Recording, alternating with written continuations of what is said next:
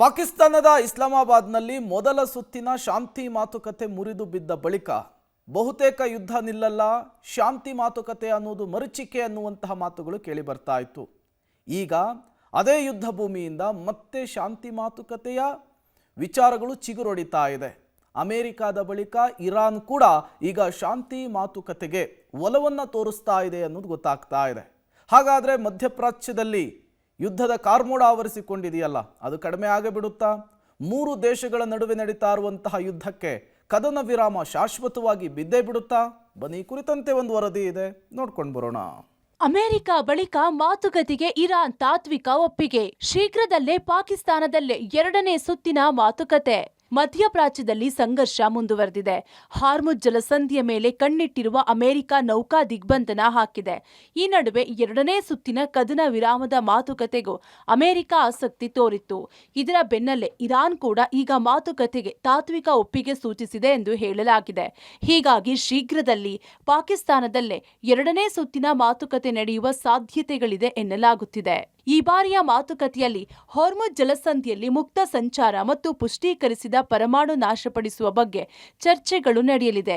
America ಈ ಬಗ್ಗೆ ನಿರಂತರ ಒತ್ತಡ ಹೇರ್ತಿದ್ದು, ಇರಾನ್ ಈ ಬಾರಿ ಇದಕ್ಕೆ ಹೇಗೆ ಪ್ರತಿಕ್ರಿಯಿಸಲಿದೆ ಎನ್ನುವುದು ಎಲ್ಲರ ಕುತೂಹಲವಾಗಿದೆ. ಅಮೆರಿಕ ಮತ್ತು ಇರಾನ್ ನಡುವೆ ಎರಡನೇ ಸುತ್ತಿನ ಮಾತುಕತೆ ನಡೆಯಬಹುದೆಂಬ ವರದಿಗಳಿಗೆ ಪ್ರತಿಕ್ರಿಯಿಸಿದ ಚೀನಾ, ಕದನ ವಿರಾಮ ಮತ್ತು ಯುದ್ಧ ನಿಲ್ಲಿಸಲು ಅನುಕೂಲಕರವಾದ ಎಲ್ಲಾ ಪ್ರಯತ್ನಗಳನ್ನು ಸ್ವಾಗತಿಸುತ್ತದೆ ಎಂದು ಹೇಳಿದೆ. ವಿದೇಶಾಂಗ ಸಚಿವಾಲಯದ ವಕ್ತಾರ ಗುವೋ ಜಿಯಾಕುನ್ ಮಾತನಾಡಿ, ಅಮೆರಿಕ ಮತ್ತು ಇರಾನ್ ನಡುವೆ ತಾತ್ಕಾಲಿಕ ಕದನ ವಿರಾಮವನ್ನ ಸುಗಮಗೊಳಿಸುವಲ್ಲಿ ಮತ್ತು ನ್ಯಾಯಯುತ ಮತ್ತು ಸಮತೋಲಿತ ಮಧ್ಯಸ್ಥಿಕೆಯ ಪಾತ್ರವನ್ನ ವಹಿಸುವಲ್ಲಿ ಪಾಕಿಸ್ತಾನದ ಪಾತ್ರವನ್ನ ಶ್ಲಾಘಿಸಿದ್ರು. ಇರಾನ್ ಅನ್ನ ಮಾತುಕತೆ ಮೇಜಿಗೆ ತರಲು ಬೀಜಿಂಗ್ ತೆರೆಮರೆಯಲ್ಲಿ ಕೆಲಸ ಮಾಡ್ತಿದೆ. ಕದನ ವಿರಾಮಕ್ಕೆ ಇರಾನ್ ಒಪ್ಪಿಕೊಳ್ಳುವಂತೆ ಪ್ರೋತ್ಸಾಹಿಸಲು ಚೀನಾ ಸಹಾಯ ಮಾಡಿದೆ ಎಂದು ಟ್ರಂಪ್ ನಂಬಿದ್ದಾರೆ ಎಂದು ಹೇಳಿದ್ರು. ಪುಷ್ಟೀಕರಿಸಿದ ಯುರೇನಿಯಂ ಸ್ವೀಕರಿಸಲು ರಷ್ಯಾ ಸಿದ್ಧ. ದಿಗ್ಬಂಧನ ತೆರವುಗೊಳಿಸದಿದ್ರೆ ರಫ್ತು ಆಮದು ನಿರ್ಬಂಧ. ಕದನ ವಿರಾಮದ ಮಾತುಕತೆಗೆ ಅಡ್ಡವಾಗಿರುವ ಇರಾನ್ನ ಪುಷ್ಟೀಕರಿಸಿದ ಯುರೇನಿಯಂ ಅನ್ನ ಸ್ವೀಕರಿಸಲು ರಷ್ಯಾ ಸಿದ್ಧವಾಗಿದೆ. ಇರಾನ್ನಲ್ಲಿ ಪುಷ್ಟೀಕರಿಸಿದ ಯುರೇನಿಯಂ ಸಮಸ್ಯೆಯನ್ನ ಪರಿಹರಿಸುವಲ್ಲಿ ಮಾಸ್ಕೋ ಪಾತ್ರ ವಹಿಸಲು ಸಿದ್ಧವಾಗಿದೆ ಎಂದು ರಷ್ಯಾದ ಉನ್ನತ ರಾಜತಾಂತ್ರಿಕರು ಪುನರುಚ್ಚರಿಸಿದ್ರು. ಹೆಚ್ಚು ಪುಷ್ಟೀಕರಿಸಿದ ಯುರೇನಿಯಂ ಅನ್ನ ಇಂಧನ ದರ್ಜೆಯ ಯುರೇನಿಯಂ ಆಗಿ ಮರು ಸಂಸ್ಕರಿಸುವ ಲೆಕ್ಕಾಚಾರ ಹಾಕಲಾಗಿದೆ.